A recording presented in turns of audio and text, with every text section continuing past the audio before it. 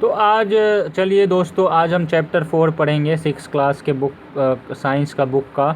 और जहाँ पे भी मुझे लगेगा कि आपको ये चीज़ समझाने की ज़रूरत है तो वो चीज़ मैं बता दूंगा। बाकी मैं कंप्लीट हिंदी ट्रांसलेशन नहीं करूँगा। सो चलिए शुरू करते हैं। Objects around us we have seen that are. तो चैप्टर का नाम है सॉर्टिंग मटेरियल्स इनटू ग्रुप्स। तो चलिए पढ़ते हैं। Objects around us. We have seen that our food and clothes have so much variety in them. Not just food and clothes, there is such a vast variety of objects everywhere we see around us: a chair, a block cart, a cycle, cooking utensils, books, clothes, toys, water, stones, and many other objects. All these objects have different shapes, colors, and uses. Look around and identify objects that are round in shape. Our list may include a rubber ball, a football, and a glass marble. If we include objects that are nearly round, our list could also include objects like apples, oranges, and an earthen pitcher ghada. Suppose we were looking for objects that are edible. We might include all the items that we have listed in table 1.1, 1.2, and 1.3 in chapter 1.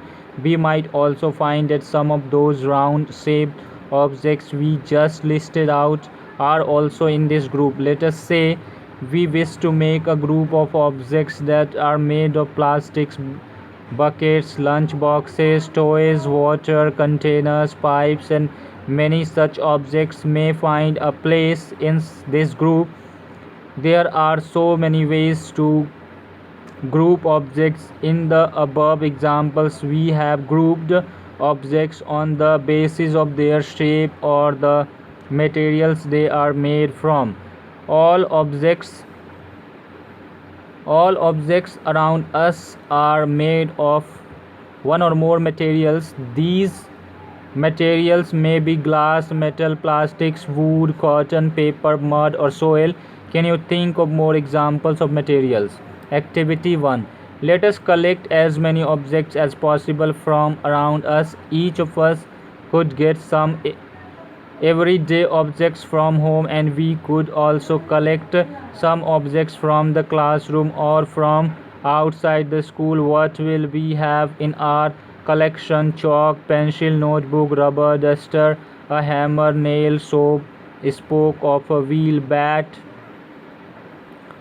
matchbox, salt, potato. We can also list objects that we can think of but cannot bring to the classroom. For example, wall, trees, doors, tractor, road. Separate all objects from this collection that are made from paper or wood. This way, we have divided all objects into two groups. One group has the objects that are made from paper or wood, while the other group has the objects that are not made of these materials. Similarly, we could separate the things that are used for preparing food. Let us be a little more systematic. List all objects collected in table 4.1. Try to identify the materials that each one is made of. It would be fun to make this a large table, collecting information about as many objects as possible. It may seem difficult to find out the materials out of which some of these objects are made. In such cases, discuss with your friends, teacher, and parents to identify the materials, objects, and the materials they are made of. Objects and material they are made of: plate, steel, glass, plastics, any other, pen, plastics, or metal. Activity 2, table 4.2 list some common materials. You can also add more materials in column first that are known to you. Now try and think of everyday objects you know that are made mainly of these materials and list them in column 2. Different types of objects that are made from the same material: wood, chair, table, plow, block cart and its wheel, paper, books, notebooks, newspapers, toys, calendars. What do we find from these tables? First, we grouped objects in many different ways. We then found that objects around us are made of different materials. At times, an object is made of a single material. An object could also be made of many materials. And then again, one material could be used for making many different objects. What decides which material should be used for making any given object? It seems that we need to know more about different materials. Properties of materials. Have you ever wondered why a tumbler is not made with a piece of cloth? Recall our experiments with pieces of cloth in chapter 3, and also keep in mind that we generally use a tumbler to keep a liquid. Therefore, would it not be silly if we were to make a tumbler out of cloth? What we need for a tumbler is glass, plastics, metal, or other such material that will hold water. Similarly, it would not be wise to use paper-like materials for cooking vessels. We see then that we choose a material to make an object depending on its properties and the purpose for which the object is to be used. So, what are all the properties of materials that would be important for their uses? Some properties are discussed here. Appearance. Materials usually look different from each other. Wood looks very different from iron. Iron appears different from copper or aluminium. At the same time, there may be some similarities between iron, copper, and aluminium that are not there in wood. Activity 3. Collect small pieces of different materials: paper, cardboard, wood, copper wire, aluminium sheet, chalk. Do any of these appear shiny? Separate the shiny materials into a group.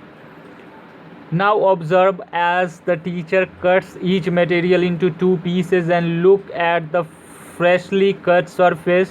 What do you notice? Does the freshly cut surface of some of these materials appear shiny? Include these objects also in the group of shiny materials. Do you notice such a shine or luster in the other materials? Cut them anyway as you can. Repeat this in the class with as many materials as possible and make a list of those with and without luster. Instead of cutting, you can rub the surface of material with sandpaper to see if it has luster.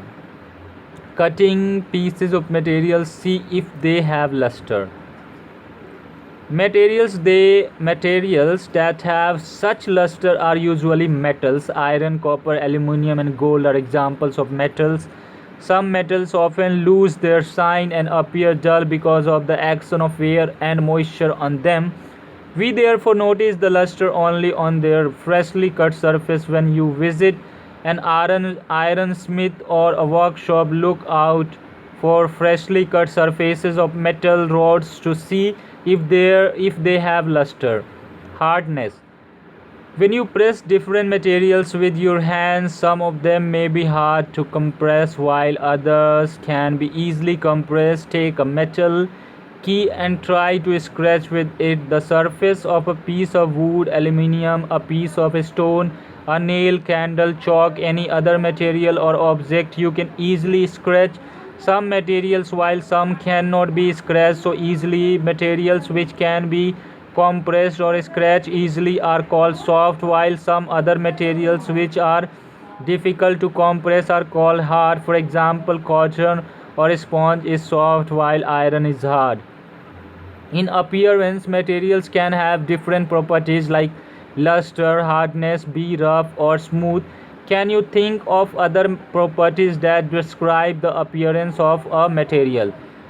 Soluble or insoluble. Activity 4. Collect samples of some solid substances such as sugar, salt, chalk, powder, sand, and sawdust. Take 5 glasses or beakers. Fill each one of them about 2/3 with water. Add a small amount of sugar. Add a small amount spoonful of sugar to the first glass, salt to the second, and similarly add small amounts of the other substances into the other glasses. Stir the contents of each of them with a spoon. Wait for a few minutes. Observe what happens to the substances added to water. Note your observation as shown in table 4.3. What happens, what doesn't? Mixing different solid materials in water. Salt disappears completely in water. You will notice that some substances have completely disappeared or dissolved in water. We say that these substances are soluble in water. Other substances do not mix with water and do not disappear even after we stir for a long time. These substances are insoluble in water. Water plays an important role in the functioning of our body because it can dissolve a large number of substances. Do liquids also dissolve in water? Activity 5. Collect samples of vinegar, lemon juice, mustard oil or coconut oil, kerosene or any other liquid. Take a glass tumbler, fill it up to half with water. Add a few spoonfuls of one liquid to this and stir it well. Let it stand for 5 minutes. Observe whether the liquid mixes with water. Repeat the same with other liquids. As many different liquids as are available to you. Write your observations in table 4.4. Some liquids mix well with water while some others do not. Vinegar mixes well. 4.4 में vinegar लिखा है, vinegar mixes well. आगे पढ़ते हैं. We notice that some liquids get completely mixed with water, some other do not mix with water and form a separate layer when kept aside for some time. Some gases are soluble in water whereas others are not. Water usually has small quantities of some gases dissolved in it. For example, oxygen gas dissolved in water is very important for the survival of animals and plants that live in water. Objects may float or sink in water. While doing activity 4, you might have noticed that the insoluble solids separated out from water. You may have also noticed this with some liquids in activity 5. Some of these materials that did not mix with water floated to the surface of water. Others may have sunk to the bottom of the tumbler. Right, we notice many examples of objects that float in water or sink. Dried leaves fallen on the surface of a pond, a stone that you throw into this pond, few drops of honey that you let fall into a glass of water. What happens to all of these? Buzo would like you to give him 5 examples each of objects that float and those that sink in water. What about testing these same materials to see if they float or sink in other liquids like oil? Transparency. You might have played the game of hide and seek. Think of some places where you would like to hide so that you are not seen by others. Why did you choose those places? Would you have tried to behind a glass window? Obviously not, as your friends can see through that and spots. You see through all the materials. Those substances are materials through which things can be seen are called transparent. Glass, water, air and some plastics are examples of transparent materials.